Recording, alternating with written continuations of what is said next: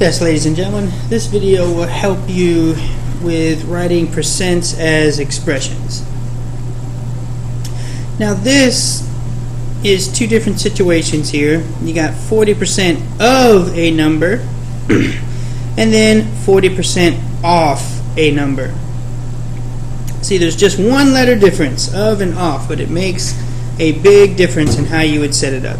So we know an expression, we're just trying to take a mathematical sentence or a mathematical idea and turn it into something we can use in math to calculate. So we know if we're going to take 40%, we don't use 40%, we need to turn that into a decimal. So 40%, let me get this a little bigger for you guys here so it's easier to see. So 40% would be written as 0.40. Okay? So when we take of a number, we know we need to multiply, but we don't know the number, so we're going to use x. So 40% of a number will be 40 times x, because we're going to take 40% of the number. Okay? So in this situation, it's 40% off of a number. So there's two different ways to do this. Method one, we still need to take 40% and make it 0.40, right? But we know off of a number means subtraction, so we can write a little subtraction sign above that, and then a number we're going to use x, going to represent our number. So we know we need to start with our number x, and we're going to off, which is subtract 40% of that number. So it's going to be x minus 40% of x. That's 40% off the number.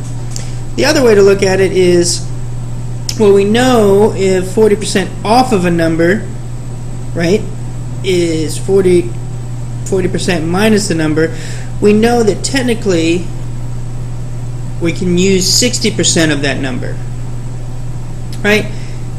Because if we imagine this as a 1, right, we can imagine this as a 1x, and we're going to subtract 0.4x or 0.40x.